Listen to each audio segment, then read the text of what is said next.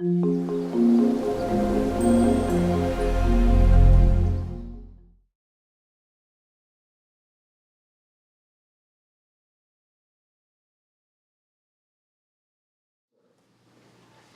everyone and welcome to the University of Philosophical Research, the President's Class. Yay!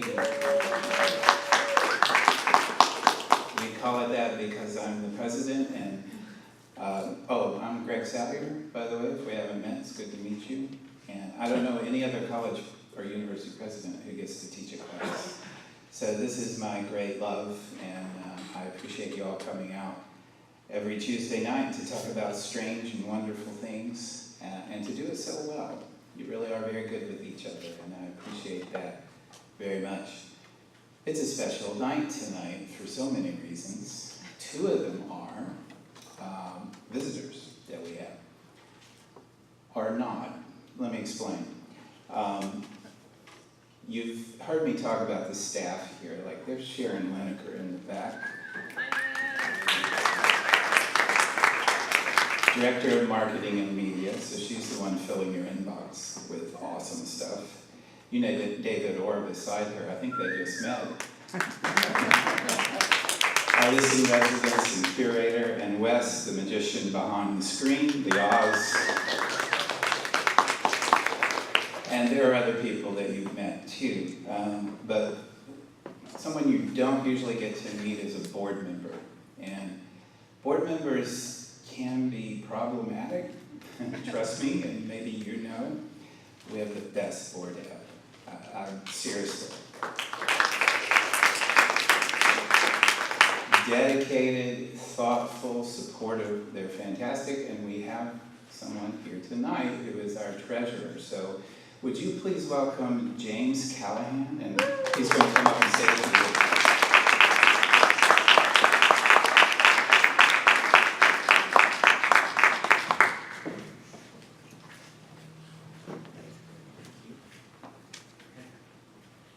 Well, good evening, everybody. It's a real pleasure to be here with you tonight in this very special place. And it's great to see so many people turning out for this lecture series. We have the president, he has his class, it's the president's class, so it's perfect. As Greg mentioned, we have a really involved board of directors, very invigorated, very interested in moving this institution forward. So we are so excited about what the future is going to be. We've come a long way and we've got a long way to go. So that journey is really taking place over the last year with Dr. Steyer having come on board about a year ago as our new president. And what a journey it's been in just over a year. And so we're looking forward to what the next years are going to bring. So thank you again for being here. Thank you for your support. And let's go on that journey together. Thank you.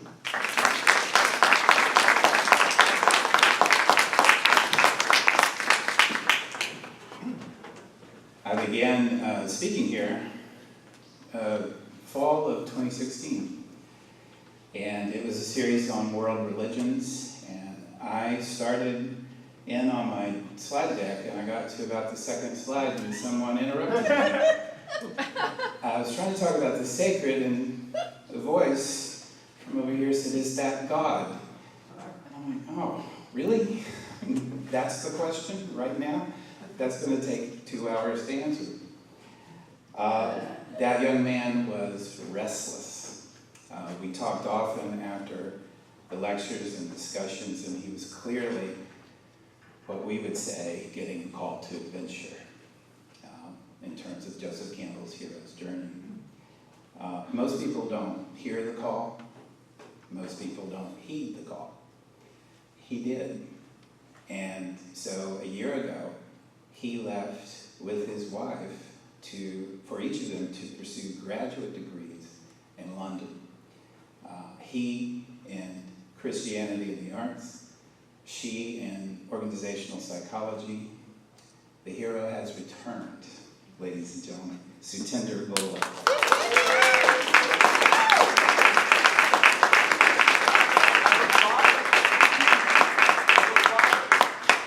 Well, I was gonna let him announce that, Charlie, so but sorry. okay. He also comes back not only with a degree, but also a daughter. So, wow, great. Welcome back, Sutinder. You've been missed and we love you. Thank you, Greg. It's great to be back. It's been 10 months and I've really missed every one of the Tuesday nights. It's great to see so many of the old faces. It's great to see so many new faces. I've really, really missed your lectures, and I can honestly say that I just did a very expensive degree. And what we get here on a Tuesday night is in many ways better than what you can get at graduate school. What happens here is a phenomenal thing on a Tuesday night. I'm so pleased to be back to join you again for it. Thank you very much. What I hear you saying is we should start charging.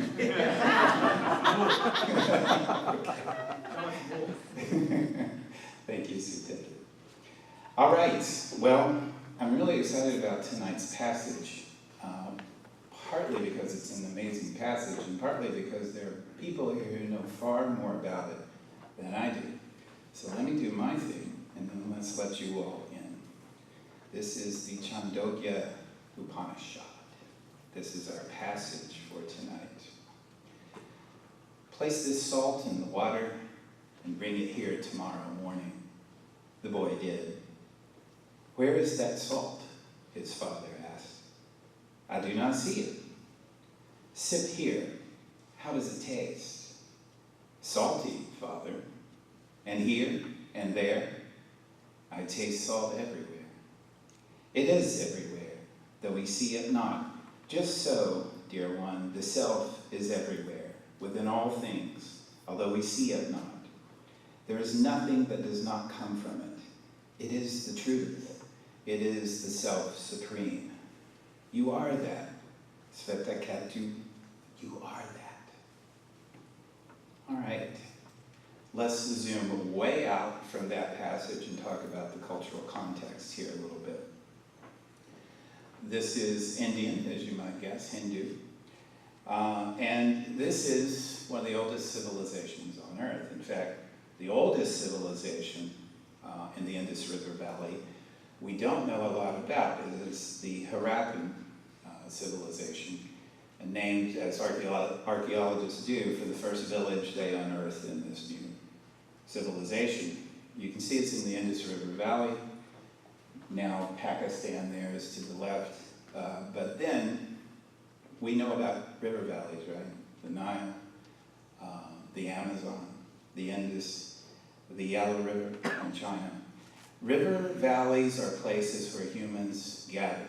And when humans gather and were able to stay still for a while, so the theory goes, we began to develop things. We didn't have to hunt for our food every day. We didn't have to run from the animals that would make us prey. We had some time. And given time, one of the first things we did was count. We had to start counting things, because now that we're settled, we need to know how far I can go over here before my neighbor gets mad at me. We need to know, more importantly, how in this river valley to count and measure for the harvest. Right? So now we're getting the flooding and we're getting the fecund ground and we're harvesting that. But it doesn't happen all the time, and it doesn't happen throughout the year. You have to harvest it, save it, measure it, count it, to make sure that you have enough to last you through the season. And so from these river valleys comes, well, writing, but really accounting. Accounting is our first great art. We had to count the grain. We had to count and measure land. And of course, once you start that, once you develop that writing technology, you can develop all kinds of things, like, say, laws, like government, like cities, or the Latin word civilization. And so civilization comes from these river valleys. It comes from other places too, but mainly these river valleys. This Harappan civilization is ancient. We're talking 2700 BCE maybe. We don't know so much because we're dealing with archaeology and it's hard to pinpoint, but imagine 2700 BCE, over almost 5,000 years ago, this civilization that was fairly sophisticated. It housed around 23,000 people, they think. It had apartments, and they were less expensive than Los Feliz apartments, I'm sure. They had running water, they had a sewage system. Thank you, Wendy. Okay, thank you. They had a sewage system, they had what we would recognize as a city. They had a population, they had a way of dealing with the ebb and flow of human life. What happened next is uncertain. Now, when I was in graduate school, the theory was that the Aryans came in from the West. They were Indo-European speaking and conquered or whatever. The Harappan civilization ended and these Aryans came in. Current theory is that they may have been indigenous themselves, or they may have come from somewhere else. What we do know is that they were Indo-European speaking because the cognates are there. So for example, the word, Brahmavid helped me, jhana, knowledge. Jnana, thank you. Is the same root word as Greek gnosis, gnosis, right? Same root. So there are cognates all through the Indo-European language and the Sanskrit language. And you may have studied yourself about similarities among the pantheons, the respective pantheons. They are very similar. Yeah, pantheon. Yeah, amen to pantheon. Yeah, amen. I also love to point out that anyone who claims himself an Aryan is really basically claiming himself to be Persian or really Iranian, because that's the word, and it means simply noble ones. So I'm sorry that Hitler and his friends corrupted the word, but next time you hear about the Aryan Brotherhood or something like that, just feel free to remind them that they're really using a Persian word. I'm sure they'll appreciate that. So, another connection between this ancient culture and the Aryans, or whatever happened next, wherever they came from, is that among the archaeological finds in the older culture is a figure sitting in the lotus position. All right, well, that's not exactly a natural pose, and so scholars took note. And of course, there are other elements, like basically the caste system seemed to have been in this older culture, this division of society into various functions and roles and values associated with those roles. It seems to have carried over into the new Aryan culture. All right, so there's a connection there. What does that mean? That means that the text we're reading tonight is really old. It may be 5,000 years old. Because as we know in here, right, we never forget that the stories we read are the most recent versions, because we're reading them. They were written down. The stories that happened before that, hard to imagine. We have just a trace, but they were vibrant, they were alive, they were myths that were living. They were orienting people in the culture because nothing else did. It was the communications technology they had, oral storytelling. And so these concepts we're going to encounter tonight are among the oldest in human thought. Think about that. Yeah, we Can I just say one thing? They didn't have pollution, so they have a different vibration than us. Just because of the pollution, that changes your whole supreme being. I think that's a valid point. It's heavy duty pollution, Craig. It's not a joke, you know? No, I didn't think it was. Some people go, oh, Wendy, come on. I didn't say that. No, I didn't. Okay. No, I think that's a valid point. One of the things these older cultures did not have to deal with was these massive human effects on the environment. They have diapers in the Nile and the Ganges. Yeah. Drinking. Well, we do that, and we've had this massive effect, at least since the 19th century, or early 20th century, the Industrial Revolution. Yes. That's something worth thinking about, is living in a landscape where the human effect was negligible, right? In fact, you were the victim of your landscape. You were entirely dependent on your landscape. You did not assume that you were over your landscape in any sense of domination, as from the Genesis myth. So yeah. All right, so the Hindu scriptures are the Vedas, and there are 4 Vedas: the Rigveda, the main Vedas, the Samaveda, the Yajurveda, and the Atharva Veda. The Upanishads are part of the Vedas, and so I'm trying to think of, maybe Brahmavid can help us with this too. When we get to the discussion, is how to conceptualize Hindu scripture, right? Because those of us in the West tend to think of the Biblos, right, the Bible, and if you've ever read the Bible, it's an anthology, and it's not even really an anthology because there are so many different genres in it. So it's this kind of scrapbook. I don't know, but the Bible is about that thick. Hindu scripture is massive, massive. I actually thought of showing you a chart of the Hindu scriptures, and I realized the chart wouldn't fit on the slide.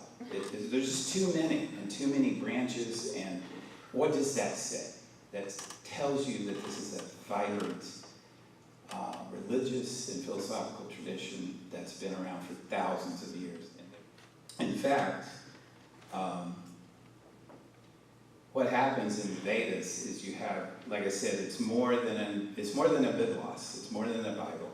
It's this massive anthology of all that is spoken and read, spoken and said in these ancient cultures. And so they don't care so much about genre like we do, perhaps in the West. They don't care that, hey, you can't do that with poetry, or you can't do that with philosophy. They're just telling stories, so whatever, and they're doing rituals. So let's say this while we're doing this ritual, because that would mean a lot. Let's tell the story, basically, of the god or goddess as we're doing the ritual. Very fluid, very open. And so the texts we get are the same way. Let me give you this. So yeah, it goes from song to ritual to philosophy to mysticism, the Vedas do. And the Upanishads in particular do that as well, but they are generally the source for the philosophical tradition, as you're going to see. Let me give you a sense of the Rigveda. You know, creation stories. I love creation stories. They're so weird and so wonderful. There's an Egyptian creation story where the god masturbates the world into existence. There's another one where the god vomits the world into existence. Yeah, this world is made of vomit. I get that. They're just so wonderful and like I say, strange. You've heard me talk about the Popol Vuh, the great Mayan creation story, where the gods keep screwing us up.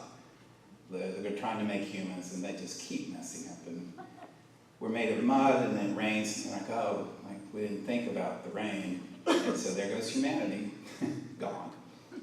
Or they make us of blocks of wood, and they're like, oh, but they fell into the river, and now they're gone. These gods are not very good at creating.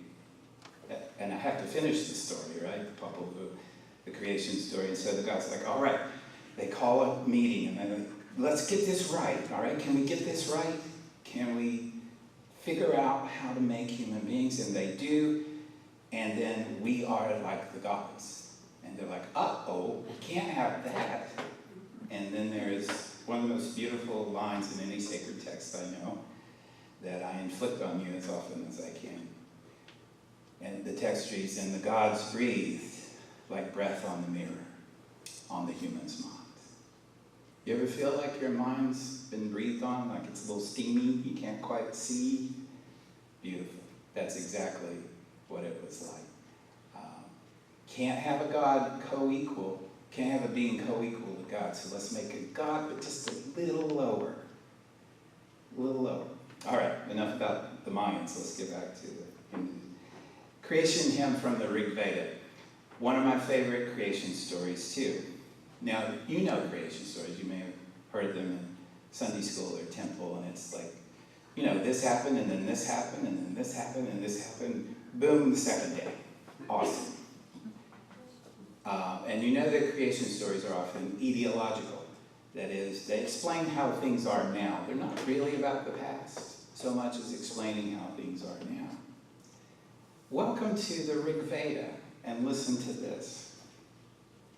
You know, back then there was neither non-existence nor existence. Wait, what?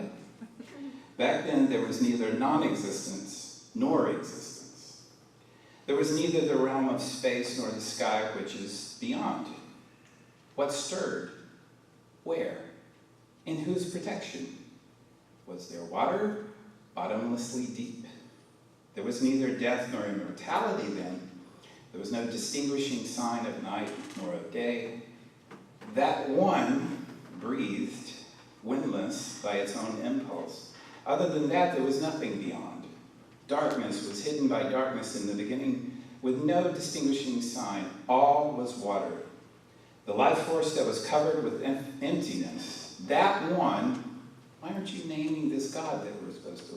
That one arose through the power of heat. Desire came upon that one in the beginning.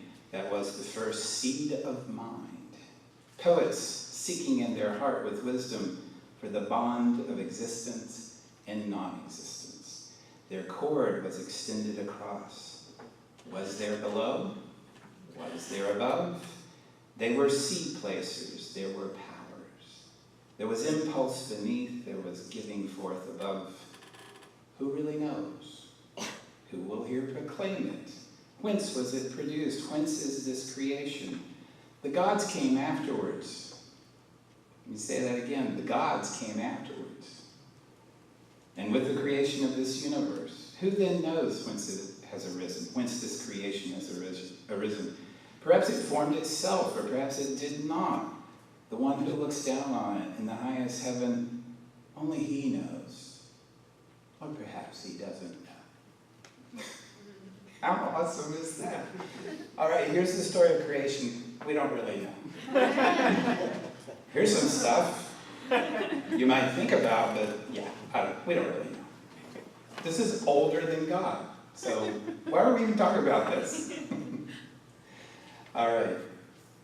So the Upanishads are part of each Veda. And like I say, like the Vedas, they contain everything, and you're going to see some of what they contain. They mean to sit down near. Upanishad means to sit down near. Upan, by, and nisad, sit down. That's the literal interpretation, referring to a student sitting down near the teacher while receiving spiritual knowledge. Now, I found this really interesting. It also can mean, that's the literal meaning, to sit near. So what does that mean metaphorically, symbolically? Some translators treat it as esoteric doctrine. Even secret doctrine is a translation. And then, this is Monier Williams' Sanskrit dictionary. According to native authorities, Upanishad means setting to rest ignorance by revealing the knowledge of the Supreme Spirit. I love that, and that's Hinduism, is this continuum, right? Not this division, but this continuum of meaning, from the literal to the symbolic to the esoteric. It's a continuum, you know, it's not broken up like we like to do things here in the West. So, yeah, I already read you the creation hymn, but here's another hymn from the Rigveda, the Purusha, how the universe was created. This is the sacrifice of the Supreme Person. He's been around for about 3,000 years. And, the writer or storyteller here uses 1,000 as a kind of metaphor itself to mean eons. Let's see. The cosmic person has 1,000 heads and 1,000 eyes and feet, and it covers the earth on all sides, and it extends 10 finger lengths beyond. The cosmic person is everything, all that has been and will be. And from this cosmic person, you've seen this before in here when we talked about the theogony and the Pneuma Elish, where the primal God's body gets broken up and becomes the universe. You're literally living on the God. And this is the same in the Rigveda.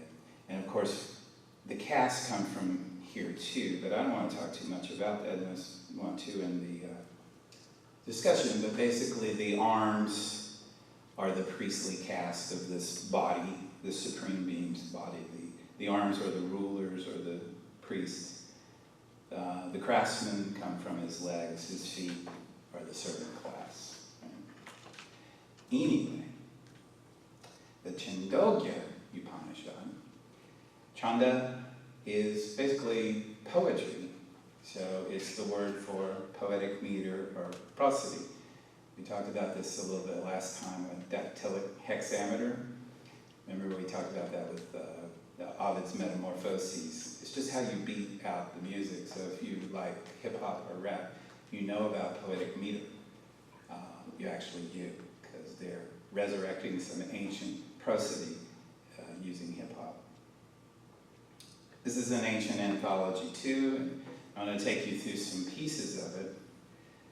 About 8th century BCE is the best guess for when this was written. That doesn't interest me so much, but it interests scholars about when this was written down, because then you have something you can hold on to and analyze, right? You can pin it down and take it apart, but remember always that these stories and these sayings, these ideas are much, much older than whatever date we put on them. There are 8 prapatakas, or chapters kind of, and then there's even another subdivision within this, and the Chandogya Upanishad is also the foundational text of the Vedanta school, and we have a Vedantist here who's lived his life that way, so he'll be able to speak to that. So the first prapataka is Om, and let us listen to a section from the first. Let us meditate on the beginning of prayer, the imperishable. For as the earth comes from the waters, plants from the earth, humans from the plants, so human is speech, and speech is. By the way, this is leading up to the passage. So I want you to get a sense of what's been happening before, so you understand the context of the passage. Of all speech, the essence is the Rigveda, but Sama is the essence of Rig, and of Sama, the essence is the Udgita, or the Om. It is the essence of essences, the highest, the 8th realm, venerated above all that human beings hold holy, the self of all. Here's the second one. So you can see there's that very philosophical, poetic reflection. And now this is about ethics. Here's a section from the second Prapataka on ethics. There are 3 branches of Dharma, religious life and duty, and Yajna, sacrifice, and this is Vada. Yaya, self-study, and Dana, charity, etc. So this is how you are to act. So this is an interesting phenomenon in Eastern religions, is that you can often begin with these abstract principles and you always come down to practical application. The 4 Noble Truths lead into the Eightfold Path of Buddhism. So you don't get to just sit and contemplate, you have to do something. And we like that here too. That's why our tagline is practical and profound wisdom. We're not just interested in theorizing, although we have a lot of fun with it, but we also want to take something away that we can use. All right, third Prapataka. The wisdom of Chandogya is universe comes forth from Brahman. What is Brahman? Brahman is, what is Brahman? Brahman is the one. It is the all. It is not a God. It is older than God and deeper than God and more pervasive than God. And don't confuse it with Brahma, who is a god in Hinduism, one of the three main gods. And don't confuse it with Brahmin, who's a kind of priest. So I know, it gets really confusing. Verily, all is Brahman. A person is what his deep desire is. Wait, a person is what his deep desire is. You know, that's a lot older than Freud. But there it is. It is our deepest desire in this life that shapes the life to come. So let us direct our deepest desires to realize the self who can be realized by the pure in heart, who is life, light, truth, space, who gives rise to all works, all desires, all odors, all tastes, who is beyond words, who is joy abiding in my heart. This is the self, this is a capital S, by the way. This is the self dwelling, smaller than a grain of rice, smaller than a grain of barley, smaller than a mustard seed, smaller than a grain of millet, smaller than even the kernel of a grain of millet is the self. It's very small.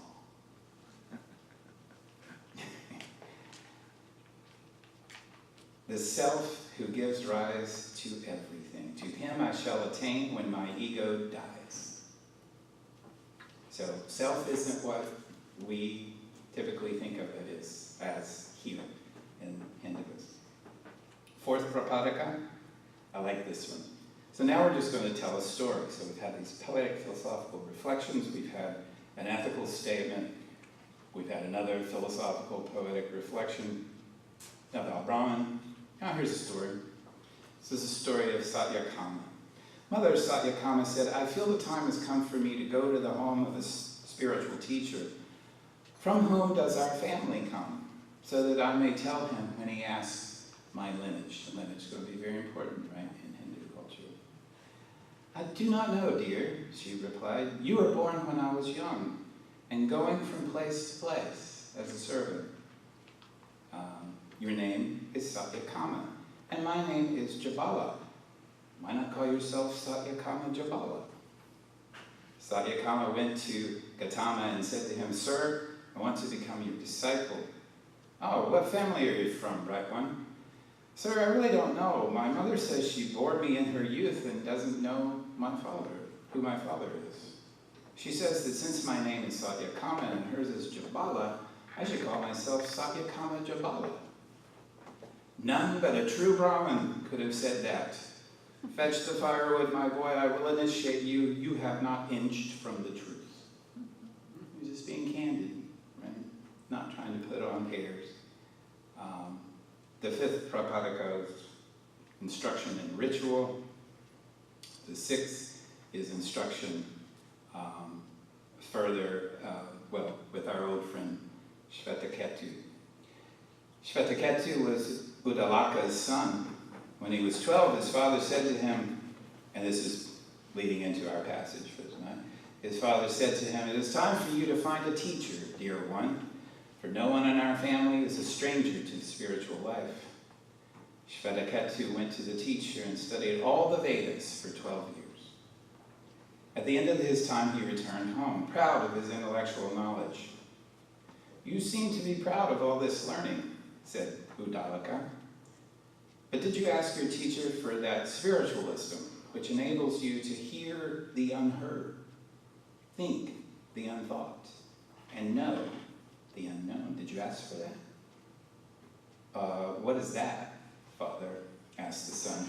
Uddalaka said to Shvetaketu, as by knowing one lump of clay, dear one, we come to know all things made of clay, and they differ only in name and form, while the stuff of which are all made of clay. As by knowing one gold nugget, dear one, we come to know all things made out of gold. They differ only in name and form, while the stuff of it all is gold. As by knowing one tool of iron, we come to know all iron, etc. So through that spiritual wisdom, dear one, my son, we come to know that all of life is one. My teachers must not have known this wisdom, said Shvetakatu. For if they had known, how could they have failed to teach it to me? Please instruct me in this wisdom, Father. Yes, I will, dear one, replied the Father. In the beginning was only being, one without a second. Out of himself he brought forth the cosmos, and he entered into everything in it. There is nothing that does not come from him. Of everything he is the inmost self. He is the truth. He is the self-supreme. You are that, Shvetakatu. You are that. Tell me more about this self. Let us start with sleep then, says the Father. What happens in it? When one is absorbed in dreamless sleep, he is one with the self, though he knows it not. We say he sleeps, but he sleeps in the self. As a tethered bird goes tired of flying about in vain to find a place of rest and settles down at last on its perch, so the mind, tired of wandering about here and there, settles down at last in the self, dear one, to which it is bound. All creatures, dear one, have their source in him. He is their home, he is their strength. When a person departs from this world, dear one, his speech merges in mind, his mind in prana, prana, fire, and fire in pure being. There is nothing that does not come from him. Of everything, he is the inmost self. He is the truth, he is the self-supreme. You are that. You are that. And then one more. Tell me more about this self. As bees suck nectar from many a flower and make their honey one, so that one drop can say, I'm from this flower or that, all creatures, though one, know that they are that one. Therefore, nothing is that does not come from him. Of everything, he is the inmost self, he is the truth, he is the self-supreme, there's the repetition. You are that. You are that. And now our passage. Please, Father, tell me more about this self. Yes, dear one, I will, Udalaka said. Place this salt in the water and bring it here tomorrow morning. The boy did. Where is that salt? His father asked. I do not see it. Sip here. How does it taste? Salty, Father. And here and there. I taste salt everywhere. It is everywhere, though we see it not. Just so, dear one, the self is everywhere, within all things, although we see him not. There is nothing that does not come from him. Of everything, he is the inmost self. He is the truth. He is the self-supreme. You are that, Shvetakatu. You are that. In Sanskrit, you are that is tattvam asi. You are that. And then it's interesting, I read a very detailed analysis of the Sanskrit of the passage, which I didn't completely understand because I don't know Sanskrit, but what I found interesting is that in the oldest text, it's one word, tatvamasi. You are that. It just runs together, as it should, right? Given the passage. It should not be the separate, you are that, you're that, right? Tatvamasi. And then there's, of course, a lot of debate. And in fact, there are different schools of Hinduism as to who follow the different meanings of what this could be. I love this because we, in a brilliant and beautiful text about unity, we immediately create multiplicity because we say, well, I don't think it means that.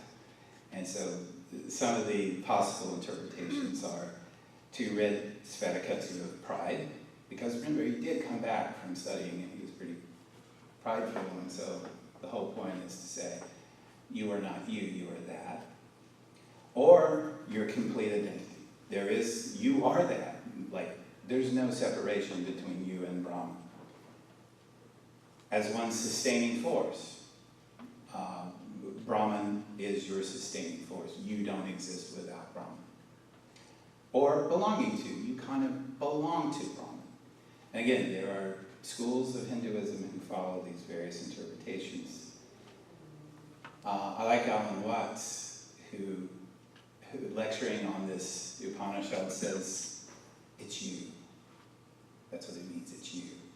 I love that, right? Okay, so what does that mean? Well, it might mean a lot. It's you. It really is you. Or Stevie Nicks said, it all comes down to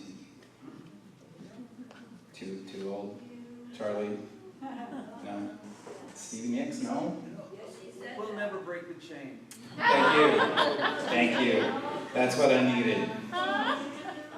So what does this mean? Well, I'm not sure. What I know is that these incredible concepts that we find in Hinduism come especially out of the Upanishads, these philosophical and poetic musings. Brahman, the one. Atman, this self, capital S. Karma, which means action, which we use badly here in the West and in America. Instant karma, there's no such thing as instant karma. Apologies to John Lennon. But we kind of wish there were. And of course we infuse it with this sense of judgment. And it's not really that, it's more physics. If you do X, Y will happen. And they're right. Samsara, this wandering across lifetimes, right? Because of your karma, because you've done X, and so Y is going to happen, and you're not going to be able to fix Y until you have another lifetime. Many lifetimes, until moksha, you are released. All right, so I want to let you all in on this. Again, there are people here who know much more about this than I do, but the ways to wisdom from the Chandogya Upanishad, so many. I think for me, it's this centripetal movement.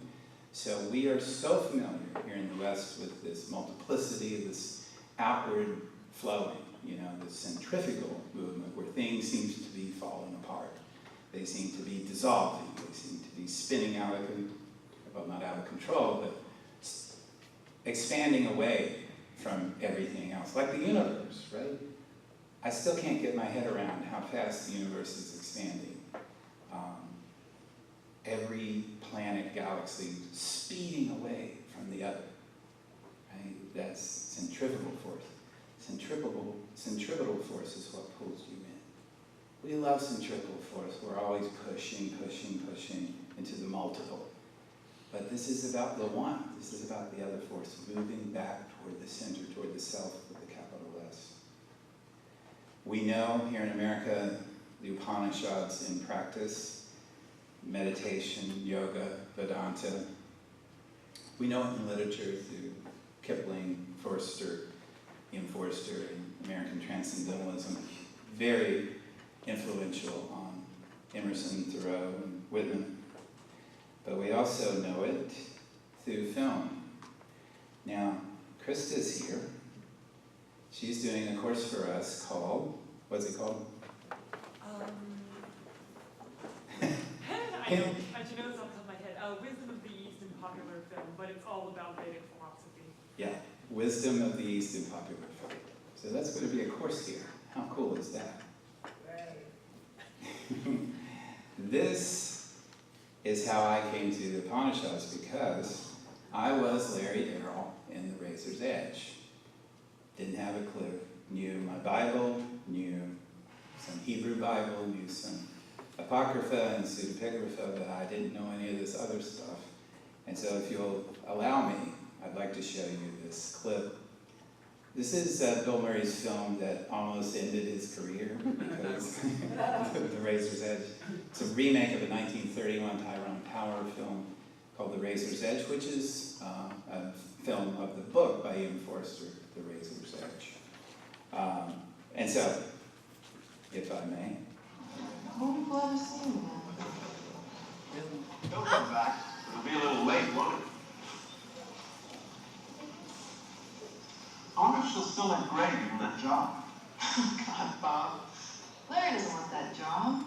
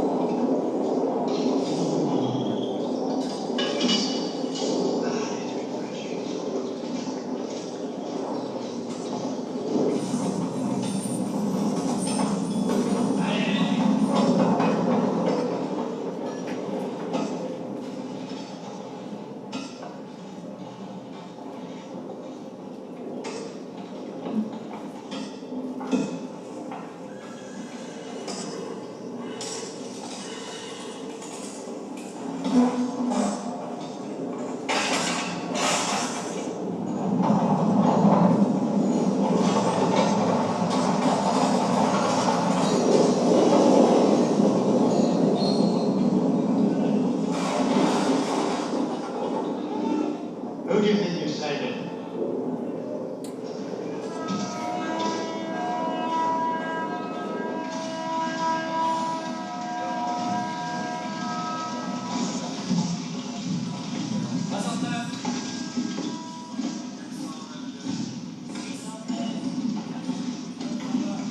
Have a drink with me. What for? I owe you my life. My life's worth one drink.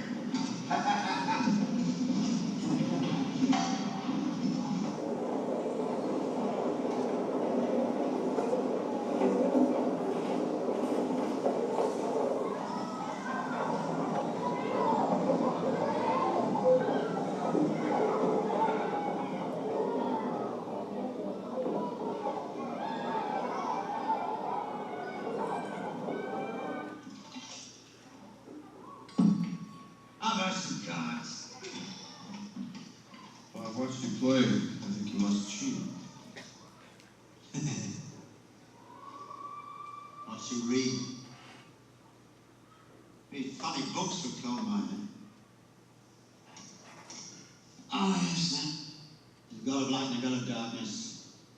Heaven for good people, hell for bad ones. You believe that? I believe that you're saving lives. What else do you read?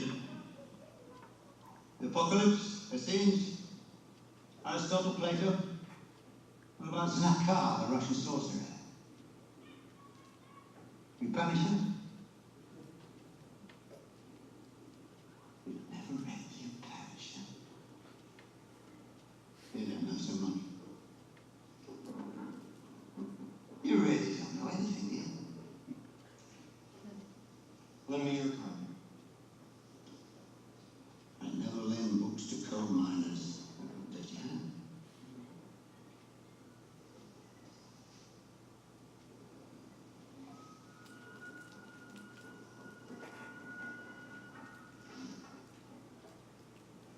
You've been to India. What's in India?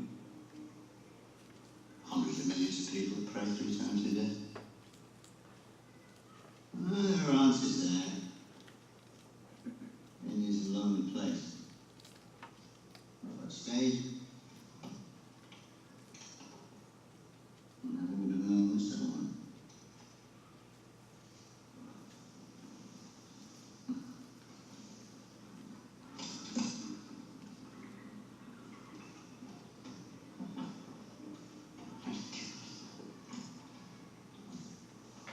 I'm a good cheater.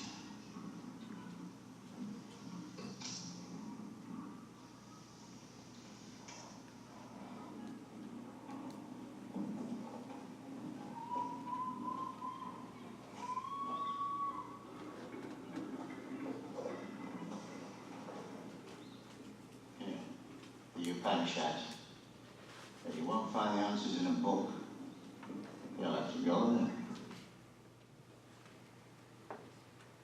The Upanishads are here. This, you may know, the statue out front is by Clara Pierpoint, who dedicated it to Manly Hall and gave it to him and us 1972, I think. I don't know if you've ever had the chance to read the inscription on the back, but it is this, and it's Egyptian in nature, but it also invokes the Chandogya Upanishad. Thou sun, who has covered the truth with thy golden disk, do thou remove thy veil, so that I may see the truth within thee and know the meaning of thy rays of glory. For the truth which is with thee is within me, and I am that. Thank you for your attention.